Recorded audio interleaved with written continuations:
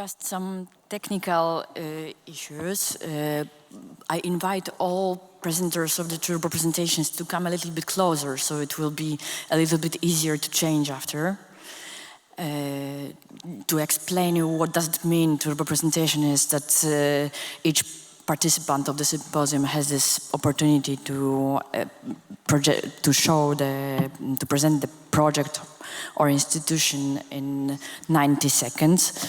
I would ask you to stick to the time. You will have a timer in front of you because we have 26 presentations. So there will be an alphabetic order. I will read your surnames and invite you here to present what you have. We uploaded your presentations here. So just a second.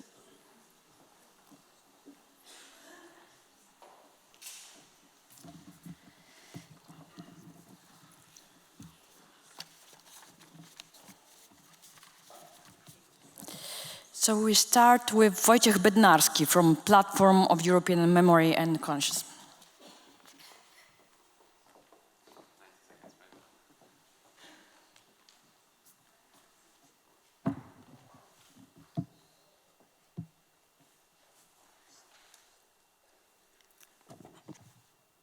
So yes, let's go. Ladies and gentlemen, hello, my name is Wojciech Bednarski. I'm from the Platform of European Memory and Consciousness, and I want to share with you one of our projects. It's European Gulag. But first, a few words about my institution. For those who don't know us, we are a platform of 72 different member organizations from 24 countries worldwide. And our collective mission is to educate and raise awareness about the history of totalitarian regimes.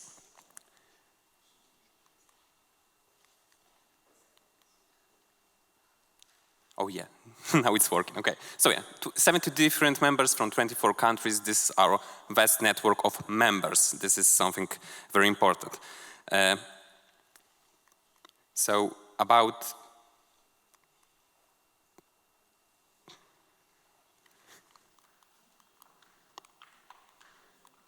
Oh yeah, okay.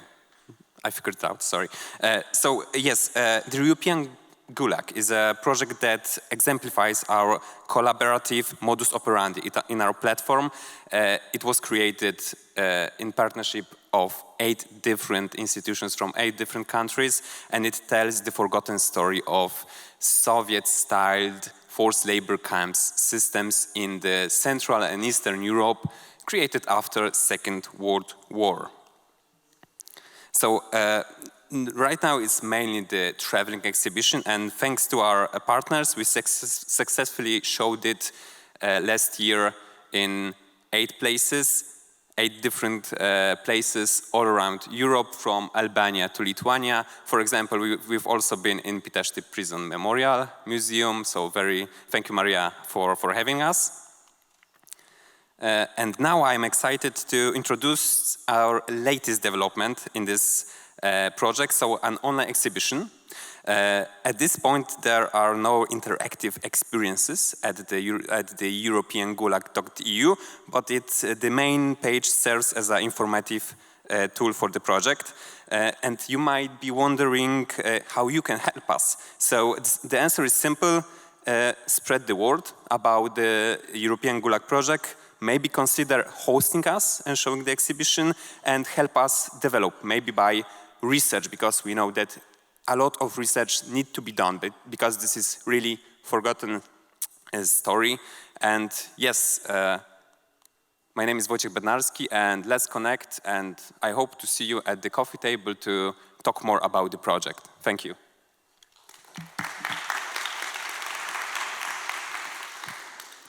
Thank you. The second, Karine Bouvatier. Karine Sigard-Bouvatier, photography.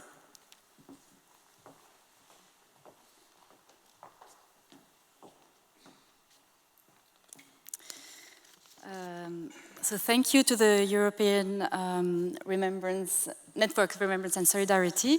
My name is Karine Bouvatier. I'm a French documentary photographer, and I'm working right now on a European project about survivors of the Holocaust.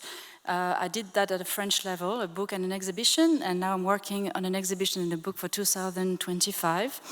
I'm photographing survivors with teenagers who were the same age as the survivors when they were deported. And the idea behind this is the objective is the transmission of the memory and how freedom, disappeared at that time. And it's also questioning the European memory, which is, I think because it's a European story, and how Holocaust is taught, the different narratives in Eastern and Western Europe, how different it is. But it's also the message behind this of the survivors that are transmitting. Yeah, I have some other photos, sorry. I have a difficulty to do two things at the same time, so yeah. This is one of the photos of my previous book, another one here. To transmit, the importance of freedom, that's the message of the survivors. It's really of hope and also some values that we all share in Europe, which is also for them, that the young adults, to be involved citizens, to vote, to fight for democracy and freedom, for human values, brotherhoods, and for their future. And I will finish with a quote from Victor Hugo, a French writer. He says, "Freedom starts where ignorance ends." So that is also a project for education. Thank you very much. And if you know some survivors also, I've done mostly many countries in Europe, but I'm still looking for some. Thank you. Thank you. Natalia Cytera, Centrum Cyfrowe Digital Center.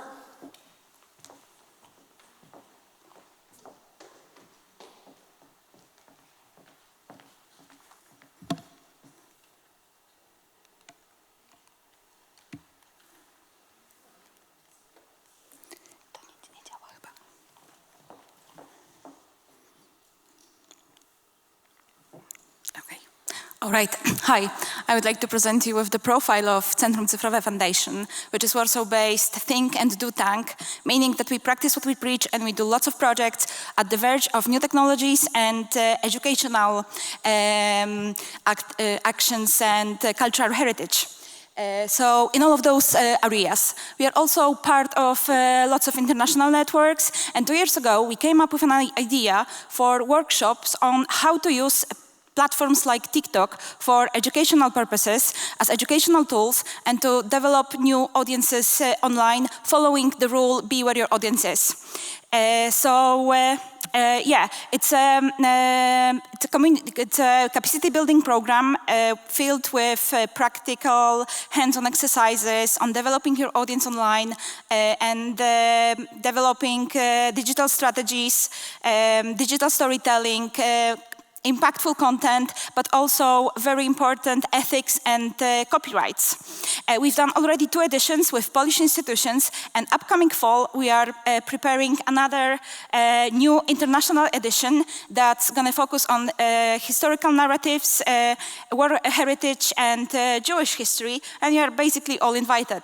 It's going to be a crossover between the masterclass concept that we created and TikTok Shoah Education and Commemoration Initiative that you might have heard of. That was launched in 2021, and that was on the occasion of International Holocaust Remembrance Day.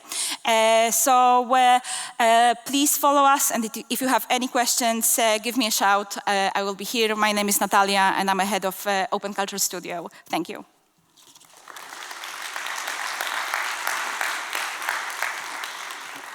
Now I invite Istvan Dek and Maria Constantinou.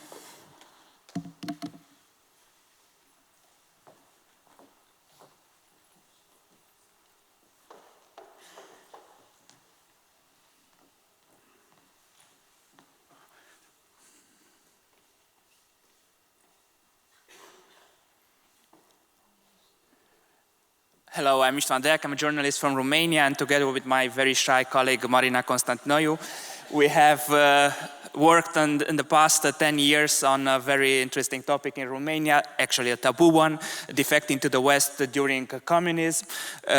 We prepared a new website, fronteriștii.ro.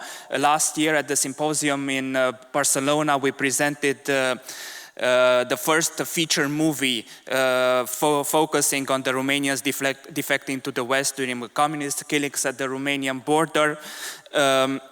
Very few know about the Romanians that died during those years. We focused on their stories, on the sufferance of the relatives who don't know where the bodies are. And this year we are working on a project focusing on a West German who fled through the Danube, illegally, of course, with his fiancée from East Berlin, A Forbidden Love, and the story he's remembering after 40 years, because she dies a few years later. And these are some screenshots from the movie. His friend who helped him over the years to overcome this trauma. And we are trying to get some funding from the Ministry of Culture from Romania and from a few foreign foundations who, let's hope, will help us. That's been said, if you need more information on this topic or if you want to see the whole trailer, you can contact us during the coffee breaks. Thank you.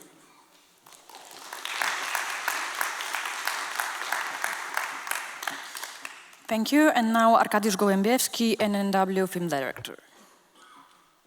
W Gdyni. To wielkie święto historii, która mówi przez pokolenia. Goście i filmowcy z całego świata. Wydarzenia artystyczne. Niezwykli bohaterowie. Niezapomniane koncerty.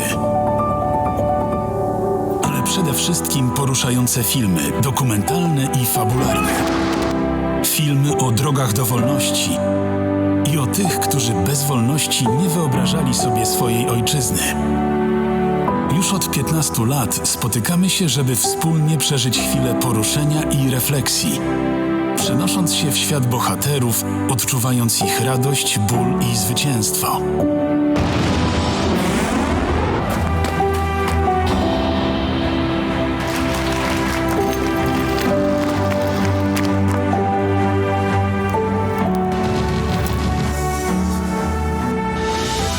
Dziękujemy świadkom historii.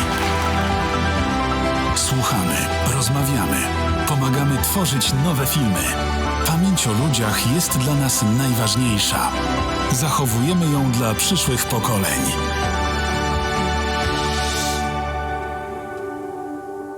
Międzynarodowy Festiwal Filmowy NNW. Przywracamy pamięć.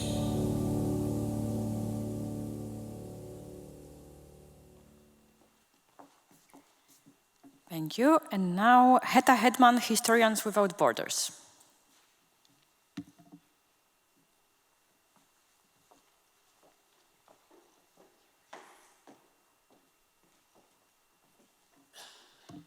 Hello everyone, my name is Heta Hedman and I'm from Historians Without Borders, and I will tell you a little bit more about our network.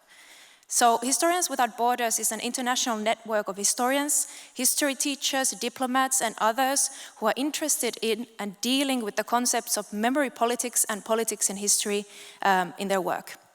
And the network was established at the end of the International Conference on the Use and Abuse of History, which was held in Helsinki in 2016. And the Finnish NGO Historians Without Borders in Finland was founded in the year before, and it acts as the secretariat of the network. Members to the network are the signatories of the Historians Without Borders Declaration. And the declaration, in its nutshell, says that Historians Without Borders aims to deepen general knowledge of history, encourage dialogue between different views and interpretations of history, identify the abuse of history in fostering and sustaining conflicts, as well as contribute to conflict resolution processes. And here you can see our network, which has over 400 members worldwide.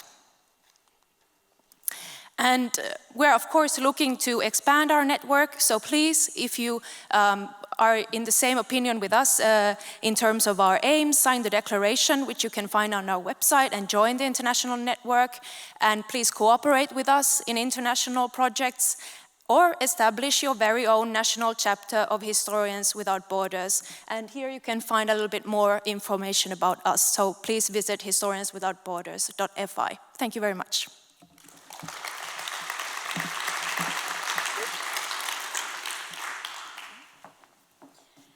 Now, Antonia Jolic, In Memoriam Project.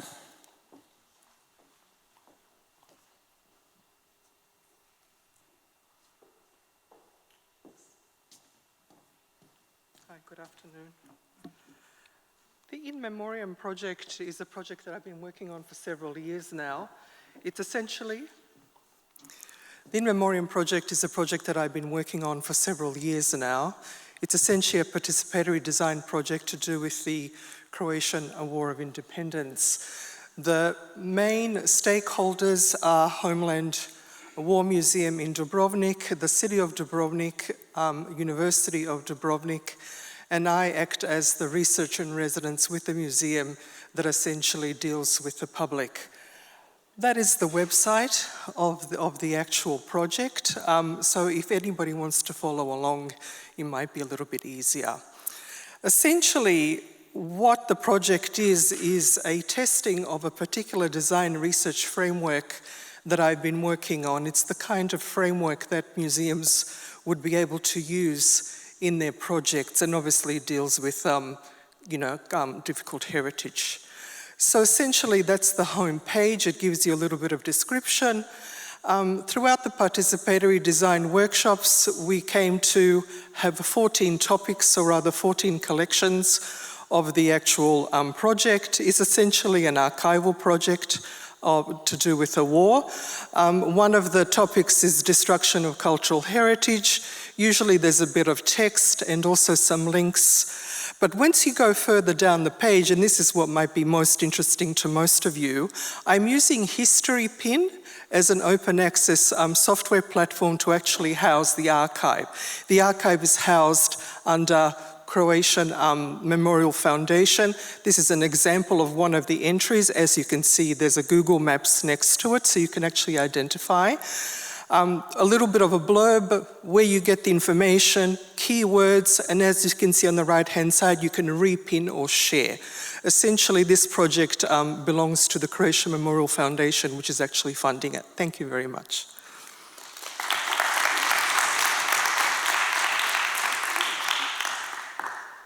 Thank you. Now Katarzyna Korzeniewska, the Ulma Museum of Poles Saving Jews during the Second World War.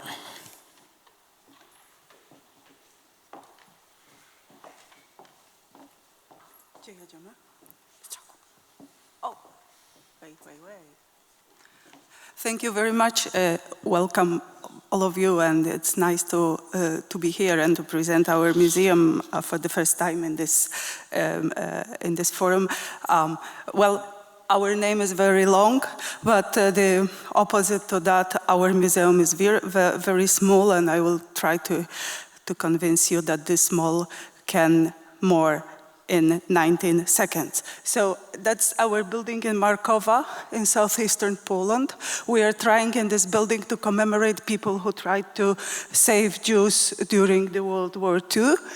And that's our primarily purpose, to put a piece of a puzzle to the knowledge of the World War II, recovering stories or coming back to the stories that were not well heard before. So that's our task from our beginning from 2017.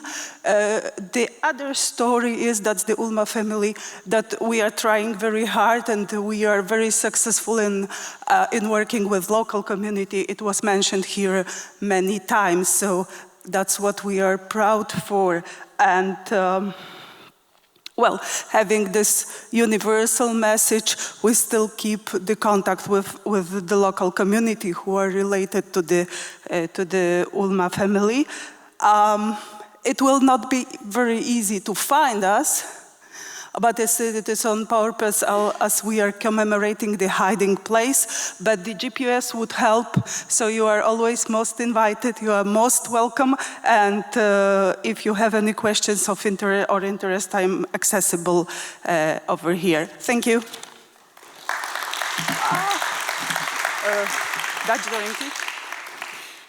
Thank you very much. I have a great question for you. Please stick to the time because we won't manage to present all. So now, Vesna Kostic, it will be online.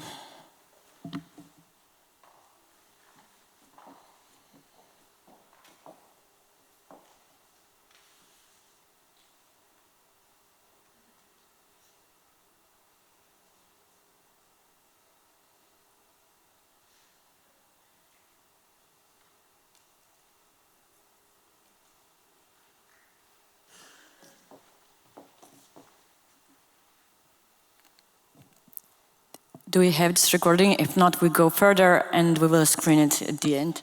Okay, thank you.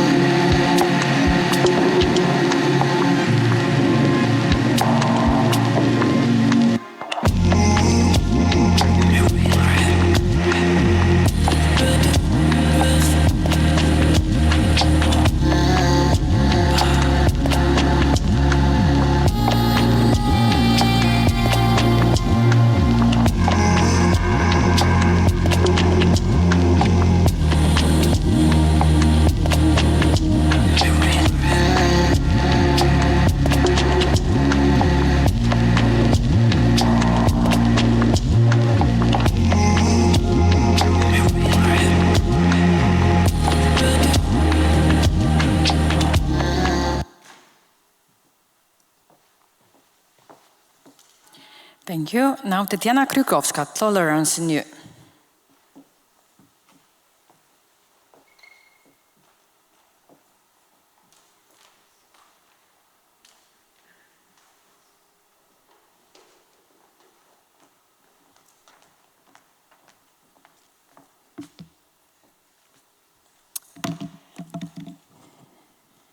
Hello, my name is Tatiana Krukowska, and after Russia occupied my hometown, Donetsk, in 2014, I established NGO Tolerance in You. We do civic education with the aim for people from EU to meet people from Ukraine and to exchange. We also experts and we do methodology how to speak about current war in a sensitive way. And I'm here to invite you for our next international meeting. You see a picture here of one of our international meeting in Bakhmut, and you see a city of Bakhmut behind. The city doesn't exist anymore, Russia destroyed, and I encourage you to come in August closer to Ukraine, and I inspire you to listen my favorite band, rock band, Cage of Elephant, that says, come a little closer than you see. Come to Ukraine, come closer to Ukraine, to Przemysl in August, and we will exchange about resistance of Ukraine, and you will support Ukraine in that way, I hope. Thank you so much.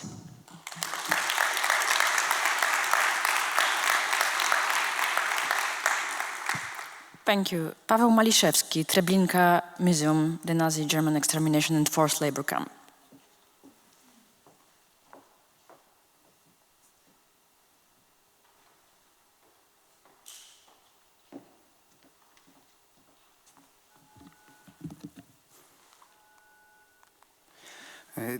Dear organizers, esteemed guests, I would like to thank for the invitation and for the opportunity to speak in front of such a distinguished audience. In the middle of 1942, German Nazis established Treblinka extermination camp. It was the last camp of Operation Reinhardt as part of the so-called final solution to the Jewish question. Within just over a year, between 800,000 to 900,000 Jews were murdered there in the gas chambers. The Roma and Sinti were also killed in this place. 2 kilometers from extermination camp, Treblinka labor camp had been already functioning. It operated for about 3 years, and about 10,000 Polish Jews, Roma and Sinti were killed. This year, the construction of a new exhibition and educational facility has begun on the Treblinka Museum premises. This project is crucial for European collective memory. 3 modern educational and exhibition rooms will support education as well as scientific research and projects. Improved conditions for archive, exhibition and storage will facilitate access to and preservation of information. Prayer room and reflection room will facilitate intercultural dialogue. All this together will significantly contribute to European collective memory about the tragic events that happened in the history of the old continent. Thank you.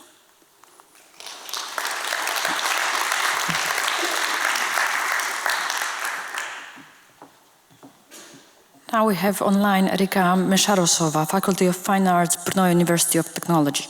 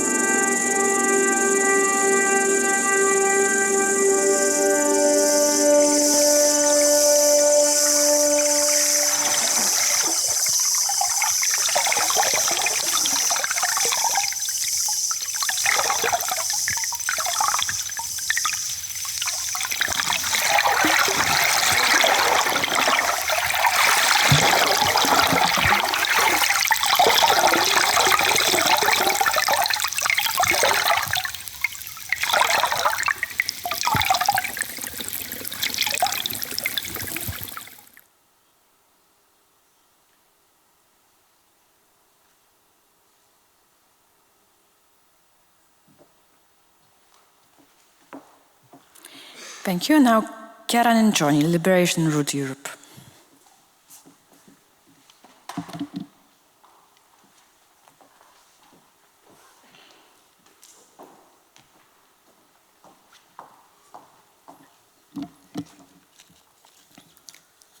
So, hi to everybody. Liberation Route Europe is an international memorial trail connecting World War II memorial historic sites and personal stories. It's a remembrance network linking the main regions impacted by the liberation of Europe from Nazi occupation in 1944-1945 and the transactional. The transnational route goes from southern England to Germany, passing through France, Belgium, Luxembourg, and it was extended to Czech Republic and Poland. I'm from Liberation Route Italy, and the southern route starts in Italy. The aim is to create and expand the route linking the place where Italy's liberation from Nazi occupation and fascist regime took place in 1943-1945. It gives visitors the opportunity to follow the Allied March and visit significant sites such as war cemeteries, museums, monuments. It combines, sorry about that.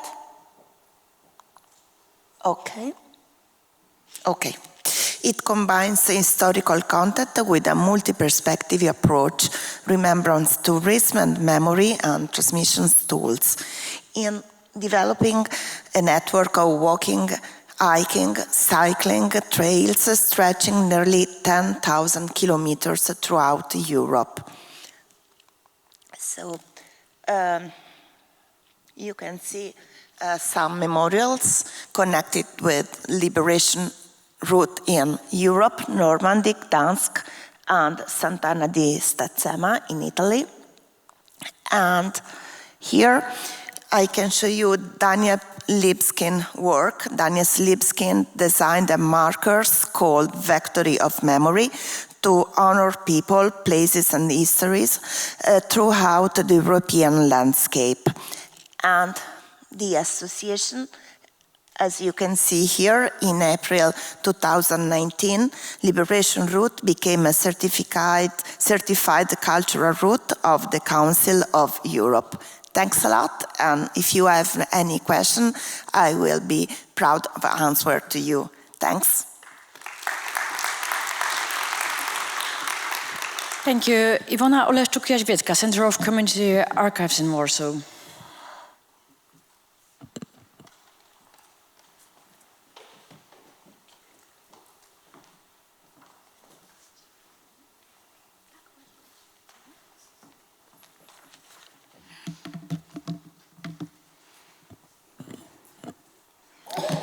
Imagine an archive. What comes to your mind?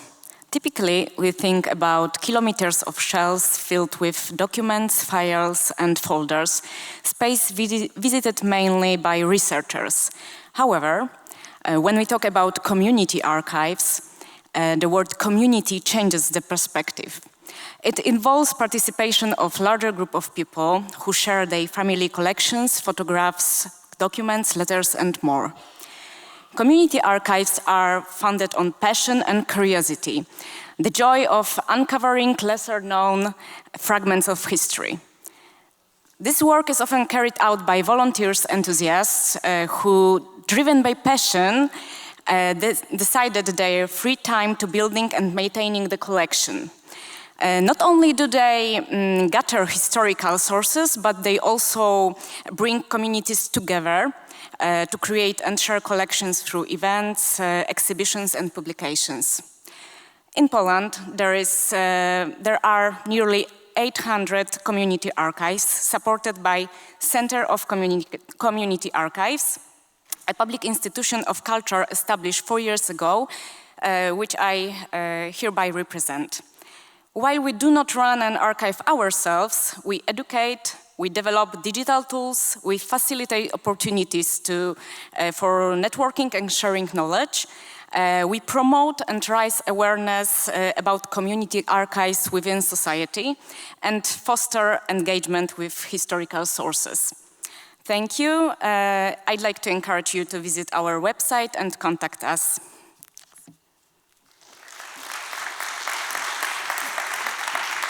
Thank you. Now, Marlena Weinberger-Pawlowicz, Serbian Jewish Choral Society. Okay. So we go further. Jordi Relano Guyen, Books on Wall.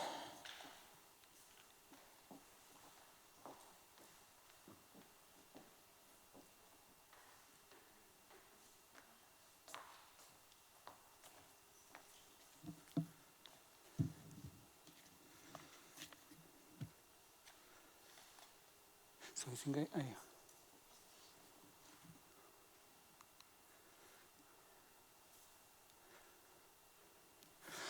Okay, it's written, I come from Books on Wall, but I come from different projects. This is a project from a book in which 4 people are working, 2 in Europe, 2 in Montevideo. It will be printed, and it talks about migration routes from today and from the past. So I think we began working, a guy from Torino and me, I'm based in Barcelona, 15 years ago, and we have been always compromised with remembering and preventing no memory happening. As you can see, the Guernica up there. And right now, we are concerned about new movements of people, massive, due to climate change mainly, after the war periods and conflict periods we're facing today. Climate change issue will keep existing. So what we are concerned with is developing language to create new narrative ways. And we are about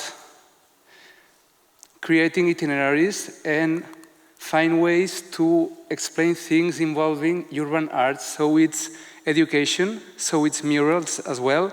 We can make walls talk.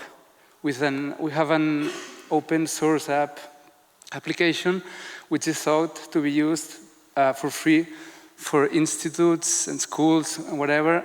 This began in Montevideo, and also we worked in Chile, and we are going back to Europe through Lisbon, and now in Barcelona.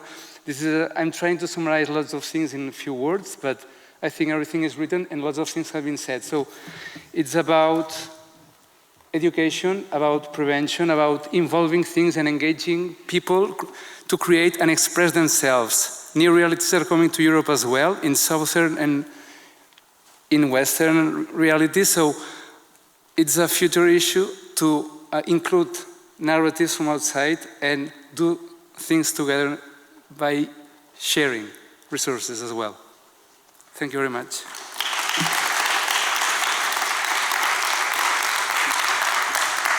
Thank you. Joanna Roman, Liberation Route Europe.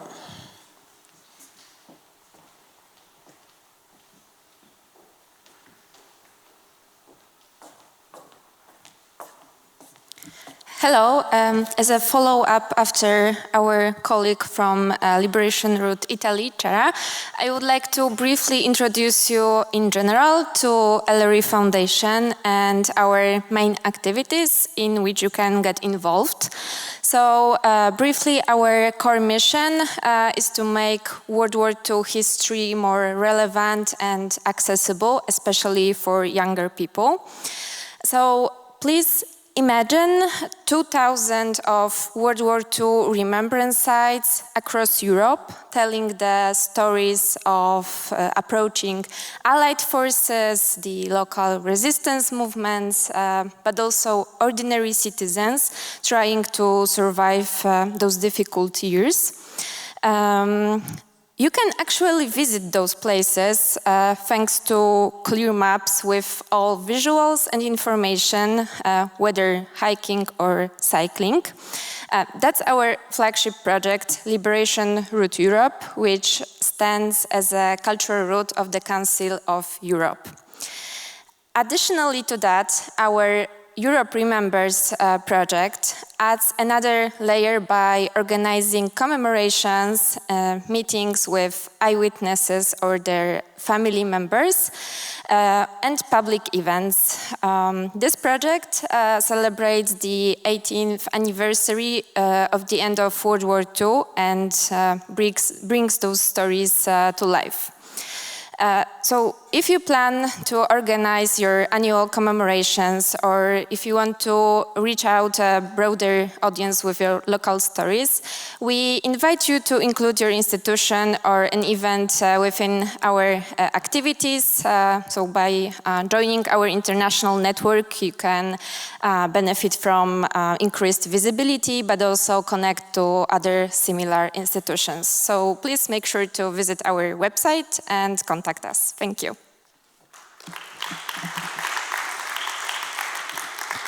Thank you. Now Susan Shams presents her documentary, The 33 Pole Lands.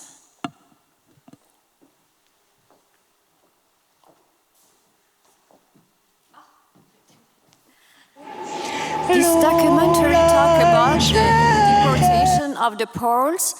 Thank you. This documentary talks about the deportation of the Poles by Soviet Union in World War II.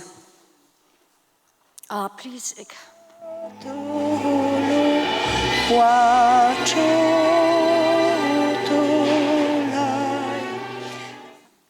When Stalin joined the Allies, the Polish army in exile helped the Poles to go to Iran by Caspian Sea. Most of children are taken to the city of Isfahan. They stay there for a few years. In 2015, the survivors returned to Isfahan to visit the city of their childhood. is Sia Kaspijski, Pahlavi. This is Vanda, this is Jan, this is my brother, Władysław, my mama, my father. Dobrze mówi? Father mówi. This is Poland.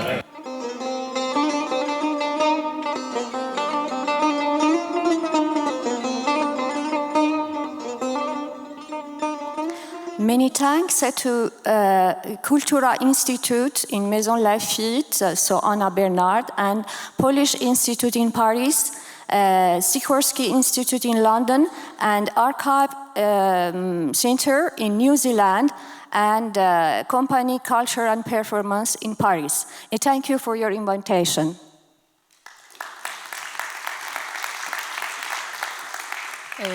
Now I invite Swiatosław Szeremeta, Dolia Memorial and Search Center.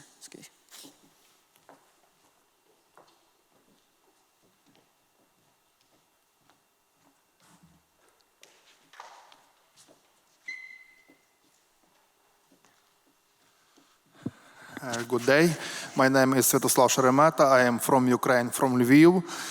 My English is so poor, but I will try to do this short turbo presentation about our Search and Memorial Center. Our Search Memorial Center, Dolia, in English is Fate, was founded in 2007 by Lviv Regional Council.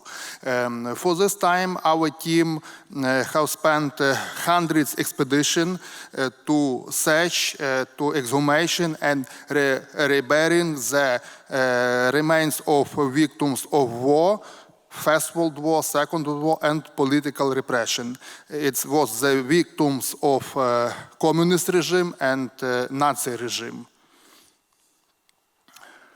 Our expedition is in the mountains, in fields, in all the places where there's unknown graves or unknown place of burial of victims of war and political repression. We make the exhumation of burials of victims of war and political repression. It was for this time we founded more than 8,000 remains of victims of war and political repression. On these photos you see our expedition in Ternopil region near Chertkov. It's the victims of Nazi on 1942 years. It's Ukrainians who was the prisoners of the prisons in Chertkov as they was killed by Nazi Gestapo in the November, 27th of November 1942 years.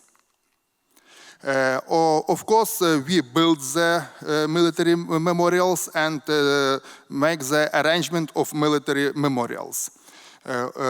We made the burial of victims of war and political repression. You see the burials, the ceremony, the victims of communists in Drohobych in Lviv region.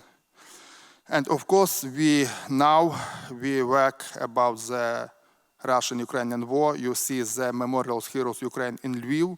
It's 7,000 soldiers of Ukraine army, the heroes of war who was killed by Russian occupant. Thank you.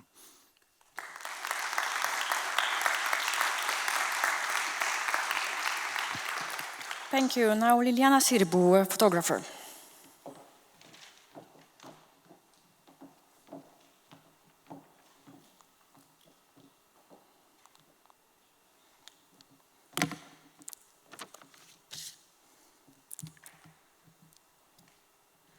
Political correctness and its impact on freedom of expression. Even if political correctness was initially designed as a compensatory gesture for the past discrimination of minority groups and is based on the legitimacy of a vertical conception of liberalism, it became a controversial concept producing far-reaching consequences. For example, the relativity of knowledge and facts and the equality of results instead of performance all subsumed to the principle of tolerance to the detriment of real equal opportunity, meritocracy, and progress. In this context, I identified some potential research directions. Does political correctness erode the professor authority and exclude the spontaneity inherent for an effective teaching learning process? Taught as a solution for management of the effects of multiculturality, we do already witness the paradoxical reality by which excessive regulation of speech and behavior lead to the opposite effect of greater intolerance taught and perceived, but unexpressed. And is this political correctness application not a social experiment that can lead to incomplete studied psychological effects? By imposing the predetermined schemes of thinking, will this not affect the individual's ability to communicate, leading to the alienation of human beings? Thank you so much.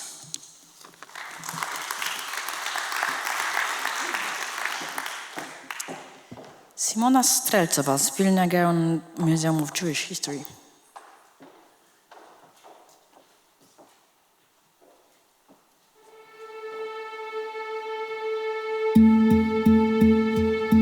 Hello everyone, could I ask to put volume down a little bit?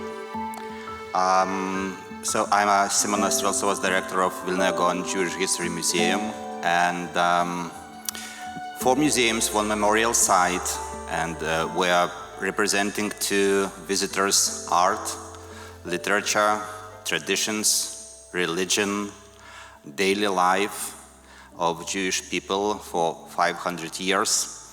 And of course, we are paying tribute to Holocaust tragedy that happened in Lithuania.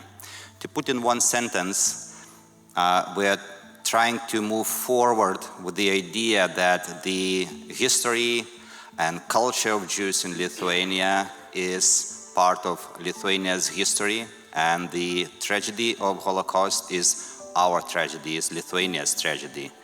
So in 2026, we're going to open the new museum, the Holocaust in Lithuania and Vilnius Ghetto Museum, and everyone is invited to come to Vilnius to visit Vilnius Museum of Jewish History, and let us be friends, colleagues, and partners. Come to Lithuania, to Vilnius, and visit our museum. Thank you very much.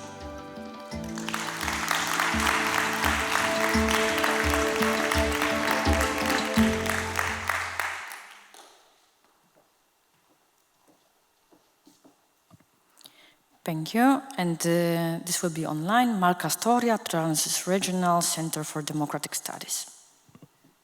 Really big names in memory studies field, all taught here because the new school provides academic space, which means the open space for different perspectives. You have people who cannot study or talk about these things in their own countries or in their own regions. That's important for us who don't necessarily think about those limitations, but also for them to have the space where they can engage with what they're interested in without censorship. The society still suffers because of these misrepresentations of the past. The next level would be to find similarities which not divides us, but kind of unites us. The work of the Memory Studies Group is important because it makes us think of the framings of our past, but also how our present intersects with that and how our future is built based on the narratives and who is giving us those narratives.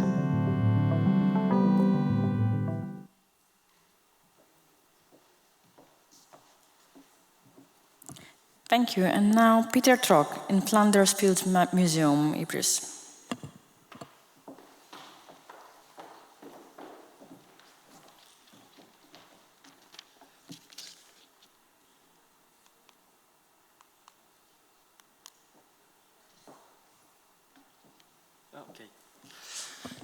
Hello, my name is Peter. I work for the In Flanders Fields Museum in Ypres, a museum that is dedicated to the history and the commemoration and the memory of the First World War in Belgium, with an emphasis on the former front zone and its rear areas that were completely destroyed during the war. This theater of war was only a small piece of the Western Front, but it claimed as many as 600,000 war dead coming from more than 115 present-day countries. Central to the museum's narrative is the focus on the human experience, on the destruction that results from war, and the ways it affected the people who lived through it, because that impact is essentially not that different from other later wars. In Flanders Fields Museum brings an inclusive, multi-voiced, nuanced story and is internationally oriented, always keen to cooperate or exchange expertise. We strongly believe that you cannot understand the history of the 20th century and the world today without knowing the history of the First World War.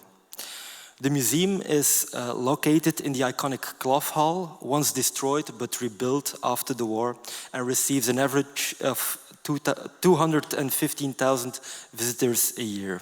Thank you.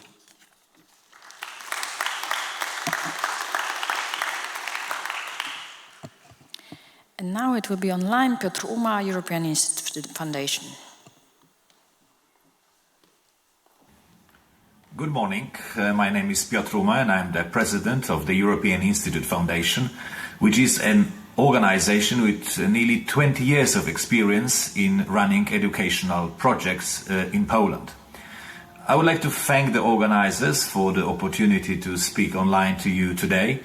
And I would like to invite you and encourage you to cooperate with us in projects related to memory, history, remembrance and similar issues that are especially targeted at civil society and especially the younger generation.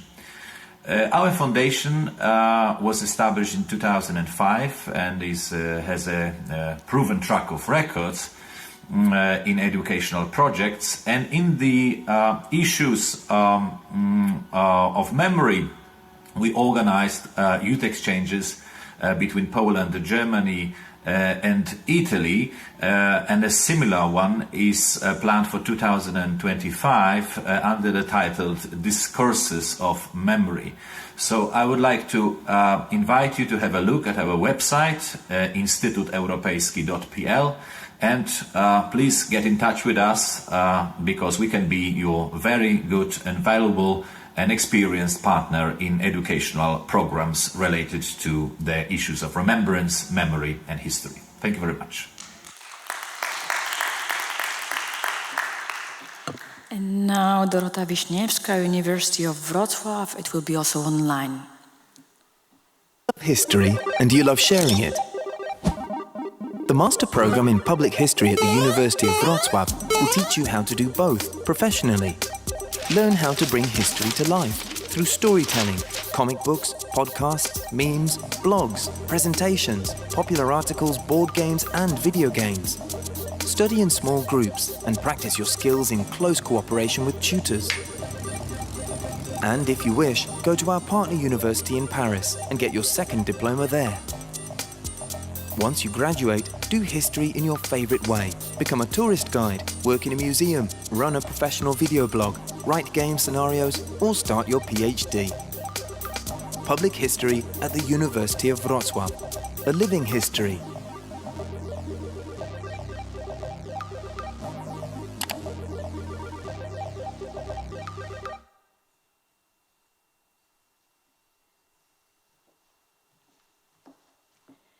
And last but not least, Ewa Zamkowska, Museum of the Slovak National Uprising.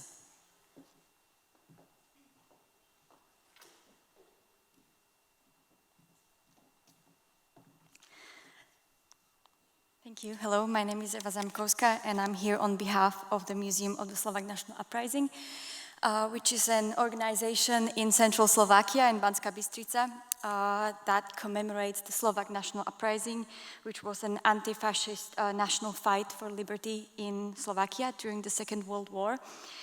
In April 2024, so last month, it's a very recent thing, we completed an international project called the Open Depository, or in other words, Visible Collection Storage. The aims of this project have been to provide better conditions for collection items, to provide better security and safety measures, of course to let visitors have a look behind the scenes of what museum work looks like. In the middle, the empty kind of space on this picture, you can see that's the workshop or workplace for conservators. That is also visible to the general public. And also the aim of the project is to bring collection items closer to the visitors, in other words, to get closer to people.